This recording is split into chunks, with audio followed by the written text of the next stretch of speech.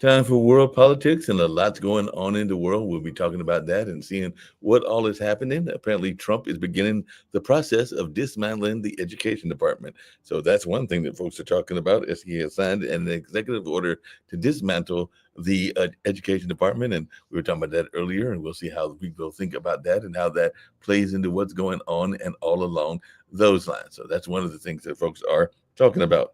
And Trump says he wants to take over Ukraine's nuclear plants. And what would that mean? So folks are trying to figure that out as Trump demands that U.S. could take over Ukraine's reactors is not credible, according to The Guardian. So The Guardian isn't thinking that this is a real conversation that needs to be had and all along those lines. And the Washington Post reported that a partial ceasefire is going on and that partial ceasefire in that area is not actually working out and all along those lines. So I'm definitely curious to see what Sasha has to say about this, since the partial ceasefire comes with a warning from Kyiv. Apparently, Russia is already breaching deals and all along those lines. So definitely a lot going on in the political landscape, including Israel expands the Gaza ground offensive as Hamas fires rockets at Tel Aviv. And definitely, according to the Christian Science Monitor, abandoned by everyone, Gazans watch the bombs fall. So definitely, folks are asking, where does the Hamas-Israel ceasefire stand now? And definitely, I guess they'll try to renegotiate another ceasefire, since apparently both sides have broken that particular ceasefire and all along those lines. So definitely lots going on, including M23 rebels capturing strategic mining hub of Walikale in Eastern Democratic Republic of Congo. So Congo rebels dismiss ceasefire calls and capture a strategic town. So Rwandan-backed rebels are pushed into the mineral-rich town in Congo, ignoring ceasefire calls. Seems like there's a lot of folks trying to have ceasefires. Now, whether these ceasefires are actually working or not, that's another question. And China executed 4 Canadians for drug crimes, according to Ottawa, and China condemns China's execution of 4 Canadians on drug convictions, and all in that space. So definitely we got a lot going on in the world of politics, and this is the political show. There's even a political free fall in Turkey, where Turkey is facing protests and investor flight after opposition leaders arrest. And so Turkey arrested the Istanbul mayor, who is a key rival to President Erdogan. So definitely a lot's going on in that space. So I'm going to bring in my good friends and everything and see what they've got to say about a number of these things, including whether ceasefires ever work or they don't work, or all along those lines. So I'll bring in Rick and also Sasha Starr, and I've got Jacoby with me as well. But what is y'all's take on this? It seems like every time I turn around, there's a ceasefire, and then there's a ceasefire. So ceasefires don't really work, but strongmen never fall either. We always hear about, Netanyahu on the brink. Putin, this is his last gasp because he's got some disease, and like Erdogan, Iran about to have a revolution. When is any of that going to freaking happen? Good question. Apparently, even in Indonesia parliament passed a contentious amendment to military law. So Indonesia's parliament passes a bill that critics say evoke an authoritarian path. So apparently a lot of the countries are trying to be more authoritarian. So are we social media and COVID cooked our brains. Our IQs are 10 points. The Earth's average IQ is probably down 8 or 10 points since 15 years ago. And we're going to stumble into dumb the same way that Earth stumbled into dumb horror in the 1920s into the 1930s. Yep, that could be the case. So I was just going to say that, ceasefires actually work when you have actual consequences, or because we've done ceasefires in the past. Plenty of nations have done ceasefires in the past. But they're not going to, right now, the ceasefire for Russia and Ukraine, that's not going to work. Trump is on Russia's side. So why is he going to hold Putin accountable for breaking a ceasefire? the ceasefire with Israel and Hamas is not going to work, because how is Trump going to hold his buddy Netanyahu accountable, or what's going on there with Hamas? He's not going to do that. Yes, we used to be the world's police. We used to be the world's trusted advisor in that situation, but we're no longer that anymore, because we can't trust the individual that we have in the White House. The only thing he wants a ceasefire or a peace deal for, he doesn't care what happens to Ukraine. He really doesn't. He doesn't care what happens to the people in Gaza. He doesn't. All he wants to do is to be able to say, hey, I deserve a Nobel Peace Prize.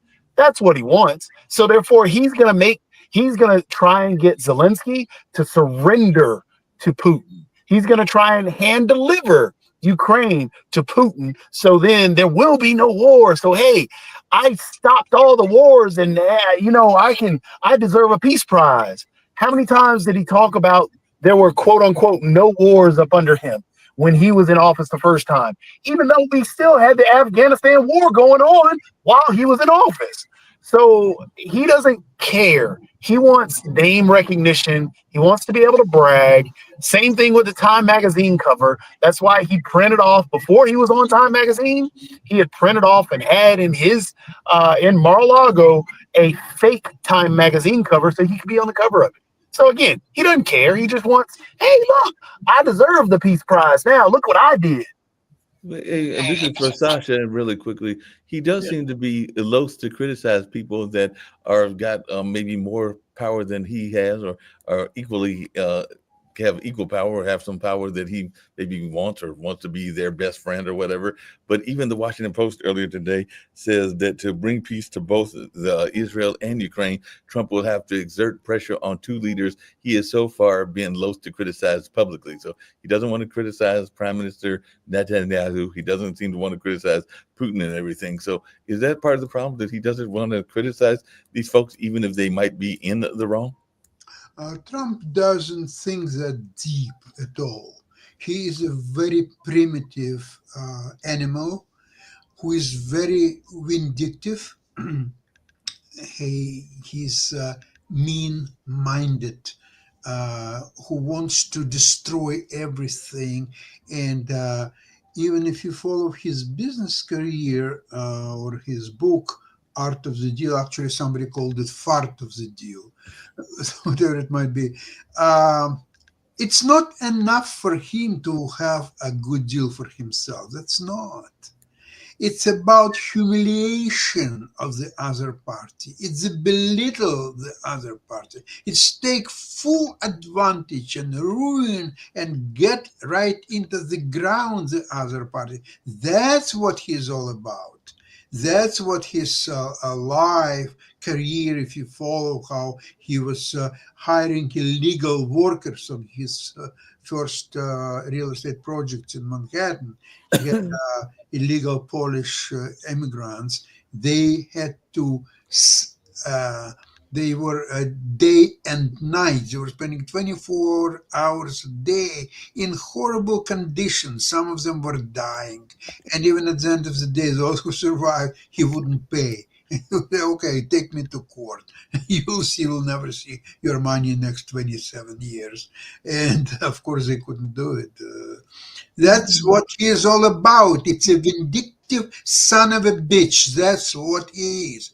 And Musk is not much better. Look at what he is doing. He is dismantling the agency that would follow up on his crashes of Tesla, killing so many people. So how get rid of that? He just dismantled that every agency. That's possible only in America, nowhere else in the world. Even in any African country, you will not find anything close to what's happening right now in United States of America. Yeah, but in that same line and everything, Sasha, apparently I was reading an article where apparently he's still mad over a deal that went not his way that involved Canadians, because the article I was reading said that there's an attorney, Mitchell Wine. He's a Canadian attorney, and a couple of friends of his said that they are now saying that it could be all their fault, and they were saying that with a chuckle because apparently back in 2016 he represented a group of investors who sued Trump, the Trump Organization, and others, alleging that they received false information about purchasing condominiums at the Trump International Hotel and Tower in Toronto. So, In Toronto, and I know the story. I know even some people who were at the head of this project. This is nothing but bamboozle. But Trump has many projects around the world which had same results. They would make a huge announcement, it's a Trump Tower, and Trump would show off and so on. And then once everything is collapsed and all investors would lose their money, Trump would say, oh my God, I didn't know that. I just gave my name. I was not involved in a project. I know nothing about it. It's same thing with Trump University. It's same thing. This is sleazy scumbag. That's all what he is. What are we talking about? Now, with Ukraine, it's even worse because he has a pathological hate for Ukraine and for Zelensky. This is pathological, and he'll try to do everything to make sure that he's still alive when Zelensky will die. So he'll do exercises, he will run every day, he will stop eating hamburgers and all that stuff just to see when and how Zelensky will die. We'll see whether he'll manage to do it. yeah. He's much older, of course, than Zelensky, as you know. Well, you talked about this yesterday, and I think you'll probably be talking about it in a couple of shows, including your Ukraine-Russia show and everything like that. But apparently, Canada is seeking defense ties and deals with Europe as the U.S. is pulling back. So apparently, there's this conversation, even from the Embassy of France, that Canada and France are peaceful powers and reliable allies. So are we going to see more of the European countries turning to Canada and having a stronger alliance and less of an alliance with the United States? And this is for anybody, but what's our take on this new world order? Well, I'll just make a comment about Canada. Is we were extremely lucky to get this new prime minister, who is way much stronger than Trudeau. Way much. There's just no comparison. This man was, for 7 years, he was the head of Bank of England. He was specifically hired from Canada, where he also had a very big position. And for 7 years, he did just that. And he's incredibly smart, educated, well-mannered. And you can't even picture him and this scumbag in one room. I'm talking about Donald Trump, of course. Right. Oh, okay. Here's the deal. Right now, the U.S. is on crack and will remain on crack for 4 more years, roughly. And then, if we're lucky, we'll get some reasonable, politicians in charge, and it'll take a long, we'll get back on the wagon. We'll apologize to the world, and it'll take years and years, maybe a decade, if we keep our nose clean or our veins clean, for the world to start trusting us again. And speaking of keeping the nose clean and everything like that, I saw this story that is about politics, but it's actually about the world. And I got to ask you about this, Rick, because you love statistics and you love numbers and everything like that. But apparently, we've got this numbers that's been floating around there for a while as to how many people are in the world and everything. But there's a new study that says that we may be off. There may be way more than the official 8.2 billion people on the planet. A new study just came out with earlier today. So apparently, we vastly underestimated the amount of people that are here on the earth. Maybe there's 10 billion people. Maybe there are 11 billion. How did we screw that up? I'm getting to look. Where are the extra people? That's what I'm trying to figure out. But there's these studies that says that their researchers warned that the needs of rural residents could be underrepresented. So I'm thinking maybe some of the rural people didn't actually like to get counted and everything, because they're saying there could be a billion more people living on Earth than currently thought, according to a new study which claims that rural figures worldwide, and I've even heard that among our local census, could be vastly underestimated. So if you're trying to get a count of people in, say, the Amazons, you're probably not going to get everybody to want to get counted and everything. Okay, I'm looking at the article here. I mean, I don't know if that's terrible news for the world, because I would bet that the Amazon. You don't want a ton of people in the Amazon because they cut down the trees and burn the forests, and they're destroying the rainforest. But I would guess that most people in rural areas have not as much of a carbon footprint. If you can't find them to count them, they're probably not consuming as many resources.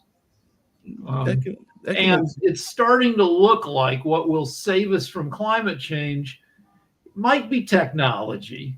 It won't be changing people's behavior. It'll be coming up with cleaner tech, but it also is going to be getting people to have fewer babies, which we're already doing because we're so distracted by life.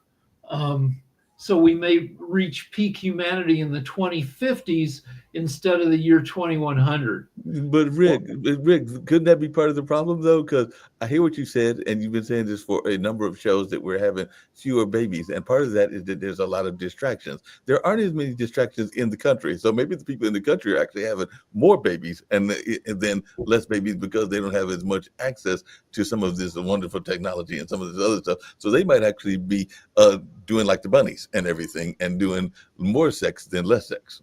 Yeah, It's I don't know, but I'm sorry, it's estimated that to bring up baby cost you over time $300,000 plus.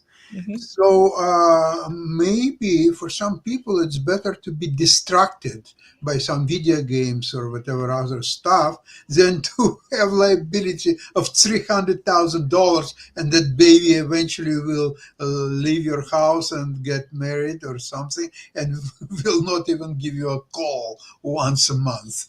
And so what's happened with your $300,000? Think about it. and that's if you just go to public school. You send your kid to private school, the cost of that kid is going to be $750,000. Yeah, well, I assume that most of the people will not send their kids to private schools. They will go to public schools. But $300,000 still a lot of money.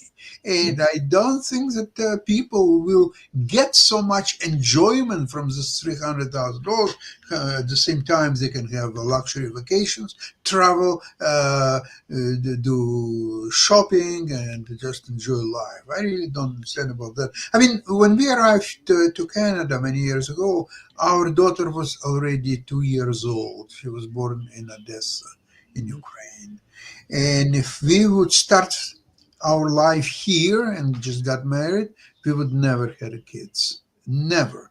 My wife was thinking about maybe second kid once in a time, and I was completely refused. I see, no, if you will take a piece of paper, divide it by 2, okay, here's your liabilities, and here's your potential, here's your gains, whatever you might call it, a gain, and I see a lot of liabilities, very little gains, if any.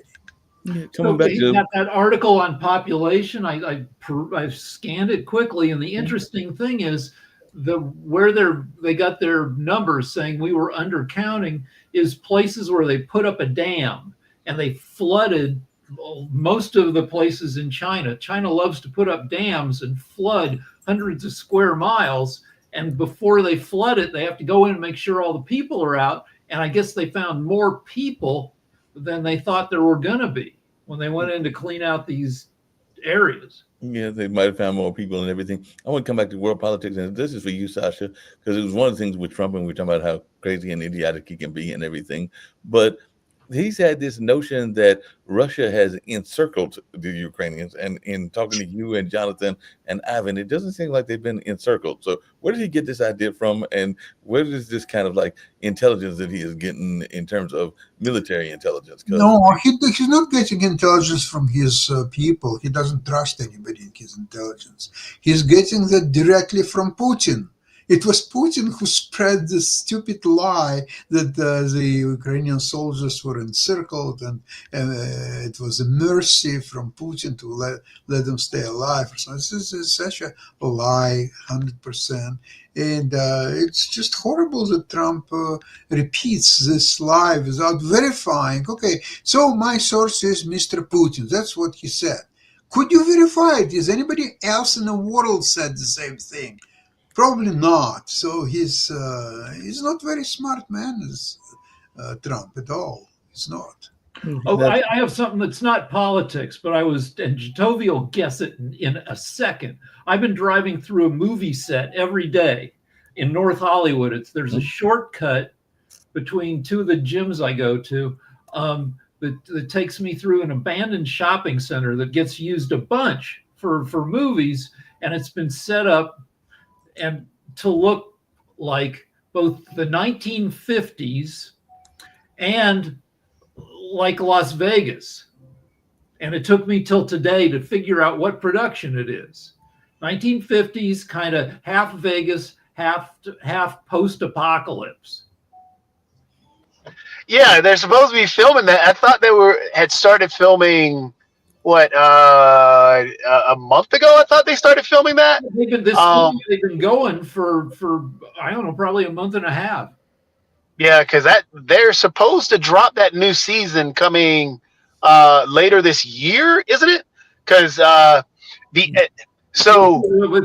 we saw name the show. Yeah, name the show. It's Fallout. It's the New Vegas one, which is going to be the second season of Fallout. So in Fallout, the first season tried to mainly deal with introducing all the characters. And they skimmed, the first game and the second game some, but it was mainly on the third game. And they didn't bring in the Deathclaw, which everybody really wants to see how they're going to animate the Deathclaw, because that's the big bad. That's one of the big bads in Fallout. And when they do Fallout New Vegas, there's a lot of stuff in Fallout New Vegas, which is freaking hilarious, because you've got the super mutants that have this giant hotel. My goodness. I don't play video games, so I don't know a lot of the details. But one crazy real life detail is that this apocalyptic wasteland is next to a huge homeless encampment. So you've got a fake dystopia right next to a real dystopia. Speaking of that and everything, and this comes back to wild. Speaking of that, and this comes back to world politics and also television, because it was very popular in terms of a theme of detective shows and all along those lines. But apparently Thursday, which is today, marked the 35th anniversary of the 1995 Tokyo subway sarin gas attack. And I do know that some of the TV shows, including FBI and others, have talked about this notion of chemical attacks and the possibility of chemical attacks. So for those of you, and Rick, you're in the Hollywood area, but Sasha was in the military, how concerned should we be about real chemical attacks even in this day and time? Because apparently this was done by the Shinrikyo Doomsday Cult, and it killed 14 people and injured over 6,000. But I know there have been a number of episodes of even television shows and some of the crime shows that have talked about this notion of chemical attack. So with all going on in the world, whether it's Israel or Ukraine or the Democratic Republic of Congo or El Salvador or wherever, how concerned we should be about chemical attacks? So, I mean, your odds of dying in a terrorist attack are teeny, but because we live in a nation of 1/3 of a billion people, but everything bad that happens gets reported on the news, even though it happens to a tiny fraction of everybody. So, but the scary thing about sarin, I think, can't you make it at home from beans? I believe so, but maybe Sasha might have a better idea and everything. Can you make it? Can it be made homemade and everything? Or I know that Walter White on Breaking Bad made some kind of super bad poison. I thought it was it sarin? I don't know. I'll look it up. In terms of the politics stuff, by the way, Fallout. That was a different thing. Ooh, I'm in a bad spot. Okay. Well, there are always chances to get killed by the chemicals, by biological weapons, and finally by nuclear weapons, and not so nuclear weapons, just any weapon, kitchen knife, Tesla car. There's just enough ways to get killed. So why would I worry about one way of being killed versus the others? Just- There's a great new show yeah. called Adolescence, taking place in England, which is like it's basically about angry teen boys, incel boys, who there's been an epidemic, because there are no guns in England, so people have to use knives for their their mass killings, and this it's a sad story, but it's a freaking great job of telling the story. It's 4 episodes. Each episode is a single take for an hour that you may not know you love it, but you will love it when you see, like in Goodfellas, it begins with like a 10-minute take where the camera doesn't stop. There are no cuts. You see this guy walking through a rest. Just a ton of stuff happens. It follows a guy as he walks into a fancy restaurant in the 60s. He's a mafia guy. And that's how they shoot this adolescent show. Every show is an hour without a single cut. The camera just keeps moving. So the budget was much smaller than it should have been. No, I don't know, because they said to rehearse it, they did 10 rehearsals. Yeah, but for rehearsals, you don't pay that much money as you pay for actual shooting. I guess so. Yeah. But that is, it's good. Maybe I'll take a look. There's also another show there are a couple of different shows that are out there that are like that. Matter of fact, The Wire itself was a good show about politics in Baltimore, and they covered it really well in terms of thinking about death and everything. I'm with Sasha on that. I mean, if it's gonna happen, it's gonna happen. I'm not gonna sit there and worry about it. But in terms of the politics and stuff, also with Fallout, honestly, Fallout's whole story, the game itself, is all about politics. Fallout is similar to a Game of Thrones. Game of Thrones is all about politics. And you have the different factions that you got to work with and try and figure out who you're going to be able to talk to, negotiating peace deals between different factions and stuff. That's something that is in plenty of different stories that are out there. One that I think that I honestly, if you haven't seen The Wire, definitely watch The Wire. Like I said, it's well done. It really dives heavily into Baltimore politics, and that came out a long time ago. We Run This City is another one. We Run This City, or We Own This City, is about New York police officers. I think it's New York police officers that they're dealing with. Yeah, they're all corrupt as hell. Yeah. Oh, and it's great. Another one, if you want a British version, if you look at Top Boy, Topboy, that is actually a good show dealing with the drug cartels as well as some political stuff that goes on in there. That one's on Netflix. If you want a bad show about all this, there is Lioness on Showtime. Showtime replaces quality with boobies. So if you want to see Zoe Saldana's boobs and her butt and some other people's boobs and learn a little bit about cartels and the politics of the border, Lioness is okay to have running in the background. Okay. Nice to know. But Okay. But the best show ever about Canada, remember Stripes? Now, Sasha, that's right up your alley. That was Chevy Chase and Dan Aykroyd going across the border. Oh, that was such a great show. Such a great show. Okay, another Canadian show filmed in Toronto that I think is awesome, Working Moms, which sounds like it should be terrible, but it's by Ivan Reitman's kid, and it's freaking hilarious, and it's very filthy. And Working Moms. Yeah, I heard about it, but I never seen it. it's great, and I've heard from a few people, that it's really a good show. We'll try to. I want to. So while we're off on this tangent, I want to bring something up with Jatovi, which is comic books. See, my problem with comic books, especially from the golden age of Marvel, which would have been the early to mid 60s, is a lack of quality control. And hold on. It's okay. There wasn't a golden age of horror comics, which was EC in the 50s. And those were freaking great. Everybody making those was a freaking genius. And the people making Marvel comics, from which we're getting all the stories that are turned into movies. There have been 35 Marvel movies so far. But the trouble is that you had too few people cranking out too much material, and it was aimed at kids, so there wasn't as much quality control over the stories as there maybe should have been. You get quality control now because now you're spending $250 million to make the movie, so you bring in a ton of good writers and they work the material.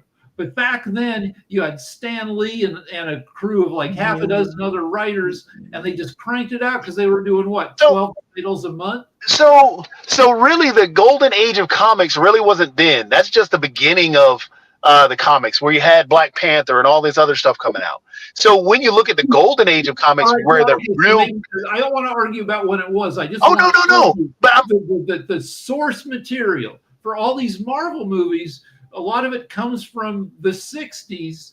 And a lot came from the 60s and the 50s, and exactly. So here's my point. Like when you're writing, so hold on, when you're writing TV, like you write some stuff and you've got a room of 10 people, and then the boss, if the boss is a quality producer, says, yeah, that's a good start, but now we got to do another pass and another pass and another. Like for the Oscars, the host of the Oscars might get 1,000 jokes written by his people, and he might pick the best 20 out of 1,000. So you've got huge quality control for these Marvel comics from there, and plus it was for kids. So like the source material could have been better. Yep, could have been better. So let me push back on that a little bit, because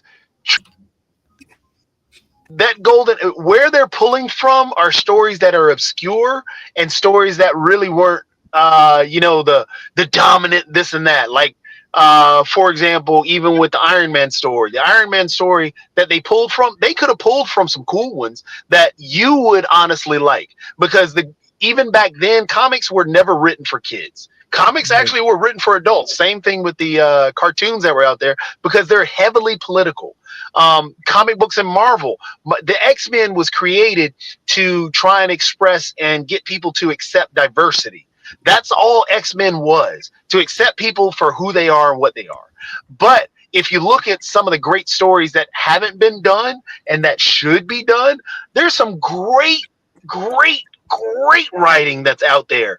For example, if you and this wasn't too long, this was actually before the Avengers came out. There was a guy, Mark Millar. He's still a writer now. He's actually when they started doing the Ultimates, because Jeff Loeb was a part of doing Hulk Gray and Hulk Daredevil Yellow and stuff like that. That was very deep in terms of what these actual characters really meant. But if you look at Mark Millar, this is the actual what you're, I think, wanting out of the comics. Look up Mark Millar and the Ultimates. Hold on real quick, Mark.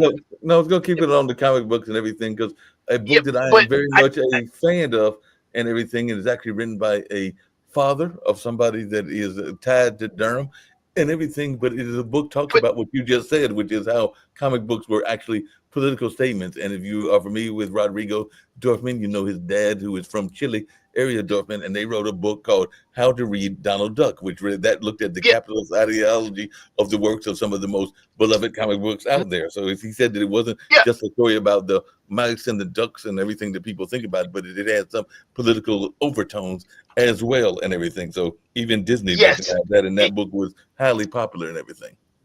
Yes, but just to get it out for Rick, Rick, check into Mark Millar.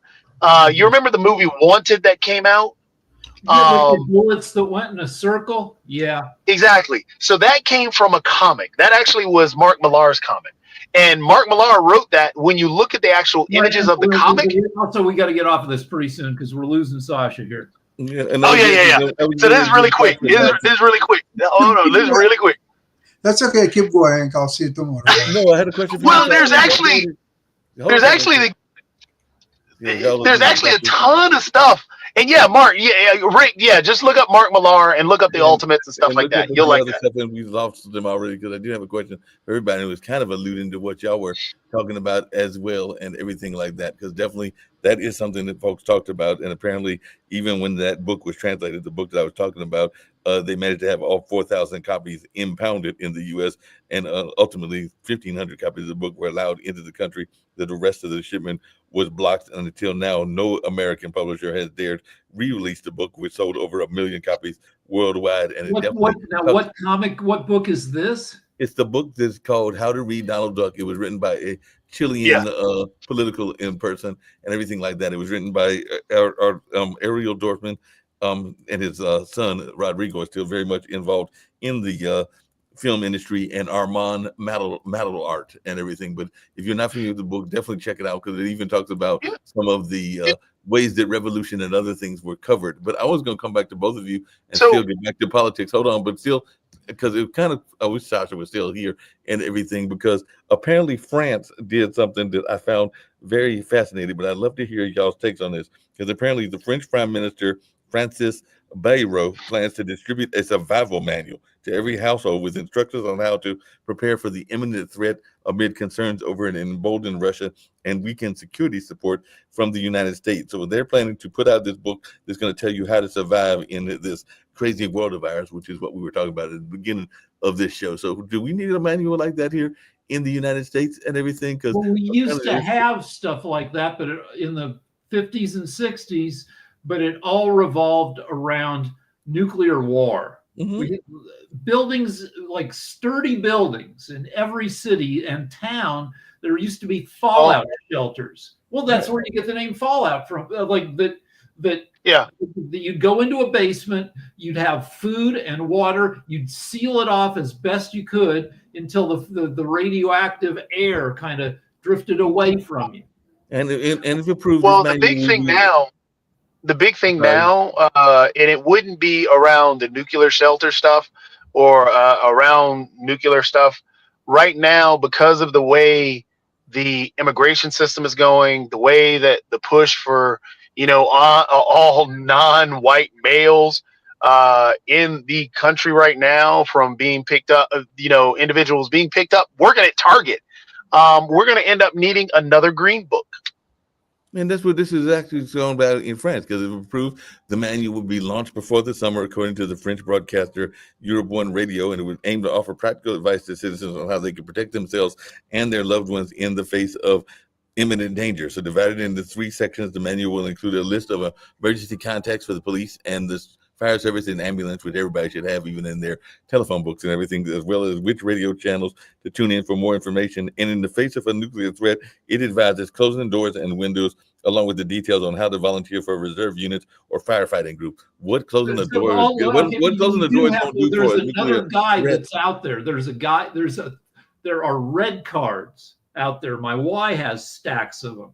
It's a little laminated red card that tells you your rights if ICE stops you or if ICE comes to your door. No, and I've heard of people that have that's actually that's going to be more necessary than anything, because again, the red cards tied into a green book thing for a lot of the immigrants, a lot of the minorities in the country, because of the way things are headed or the way things are going at this moment. It shouldn't be a green book. It should be a green book app that updates, like Waze does. Like it'll tell you moment to moment, don't take this street because ICE is working that street. Rick, some of these things that they're talking about in France don't make any sense. Maybe I'm just not giving the French enough credit and everything. But the recommendations include getting together a survival kit that consists of at least 1.5 gallons of water. What that's supposed to do in a nuclear attack is beyond me. A dozen tins of food, that makes sense. A first aid kit, medicine, batteries, and a flashlight. So that's what is supposed to be in this kit. And some of this, I'm thinking, it's not going to do you much good if it's that deep of an attack and everything. But maybe that's not enough. I mean, my wife, who's very prepared, has set up several survival stations in our house where we just have a bunch of like food and non-perishable food and some water. And I don't know, I guess we could live off of that stuff for a couple of weeks, but I don't know, like the threat of nuclear has never gone away. And now, if we didn't have idiots in charge, now would be the time to do some more arms control, because AI is not going to turn into Skynet, but it will be destabilizing. It's going to, people will make judgments based on AI in the future. And some of those judgments, may, could point us in the direction of nuclear conflict. Well, I mean, AI, people are making judgments based off of AI now. So it's only going to get more entrenched within our society to do that.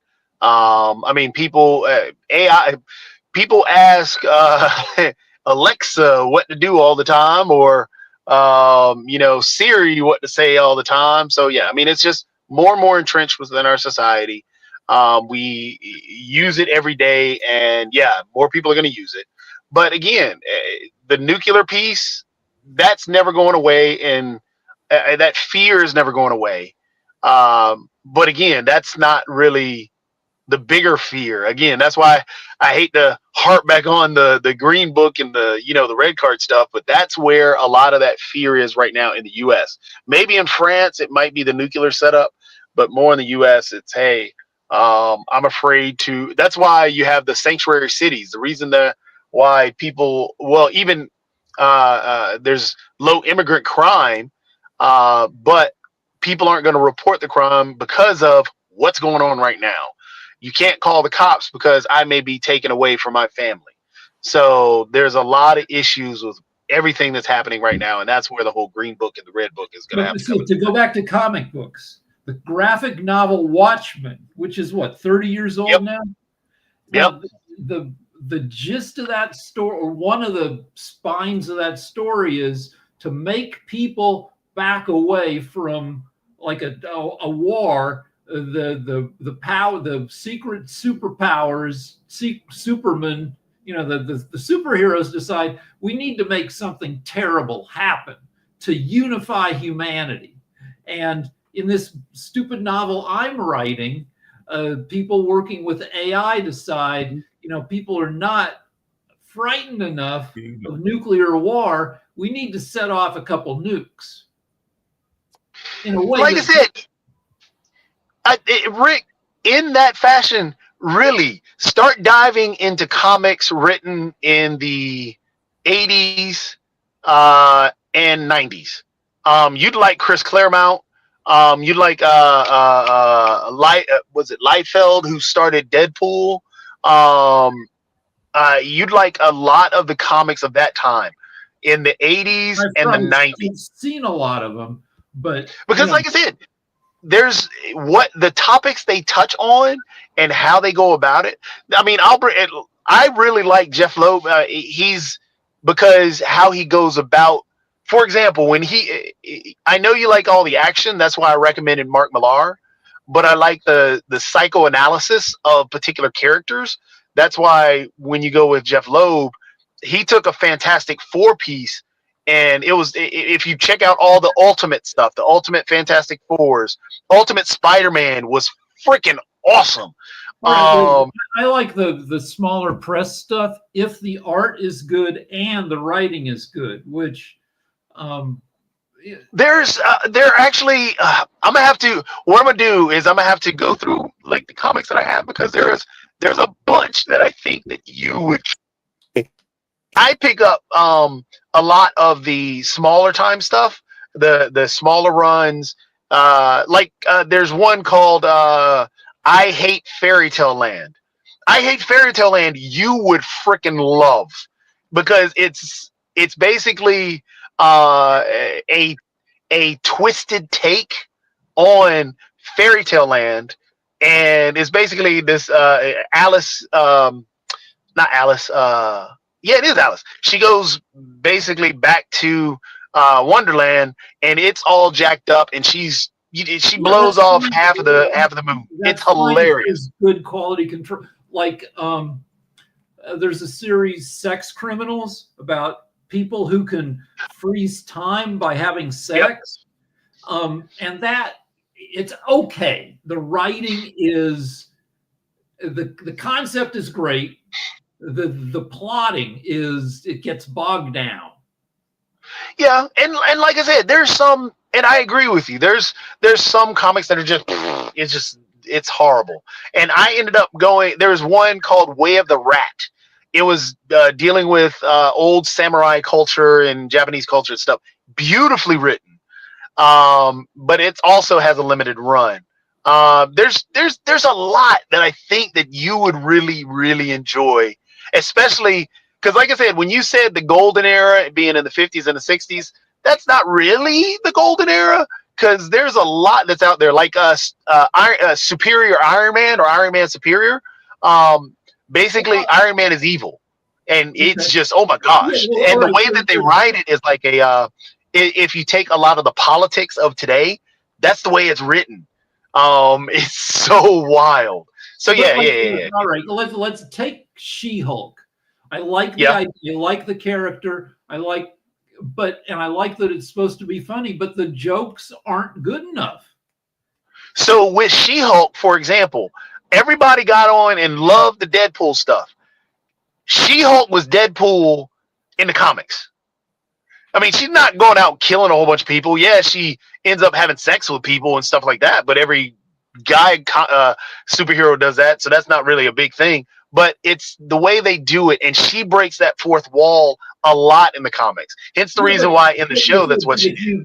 But if you break the fourth wall, you have to earn it with her. Oh, she does. Take time. I'm telling you, Rick, I think if you take some time and go through some of the old She-Hulk comics, some of them are just so freaking awesome. I mean, it's phenomenal.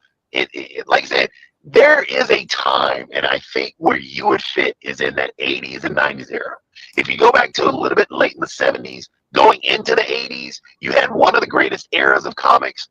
When you're talking about the Phoenix, when you're doing the whole Phoenix saga. That was. I don't know. You're good. I mean, one problem is, if you ever try to watch a movie made before the 80s, it's very hard to do, because MTV came along in 1981 and they started showing music videos. Music videos have a cut a second. A 2-minute music video might consist of 100 different shots. Bam, ba bam, ba bam, ba bam, ba bam. And we got used to getting a lot of information really fast. Movies, the average length of a tape. Again, to pull you both off, everybody off, because you got about a minute and a half to go.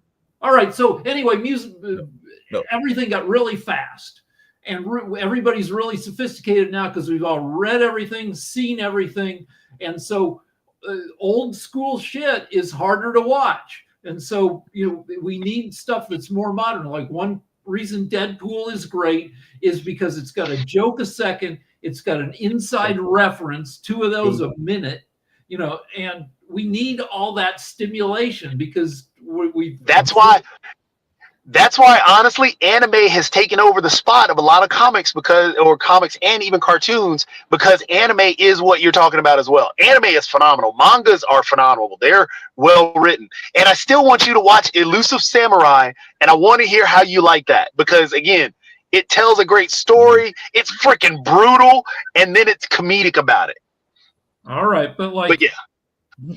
Okay, we can talk about. I guess we're running out of time here. So, but it's why I like Black Mirror better than Love, Sex, and Robots, because the writing on Black Mirror is better. Yeah, Black Mirror gets. I mean, you also have a longer time with Black Mirror. Love, Death, and Robots is just still that 12 to 20 minutes, and you're done. But you'll really like Elusive Samurai, I think, because I think that's right down your alley, where there's enough action and then there's some comedy that comes into play. But yeah, then there's some other anime. My Hero Academia is actually a really well written, as well. But that's a longer one. Naruto, you probably wouldn't like, but yeah, check out Elusive Samurai to start with. All right. But I don't care if it's action or not. All I want is every few seconds there has to be something that makes it worth watching. like with Daredevil, with Jennifer Jones, with that you know, they take too long between shit that is good. Oh, I mean, I agree. And that's why I think, like I said, I lose to Samurai a lot. All right, I'll take a look at it. It's fun. It's very fun. But it looks like Mark is about to push the button. Okay. All right. See you tomorrow. See you tomorrow. Mark, thank you. No problem. I PayPal'd you a little bit. No problem. Okay.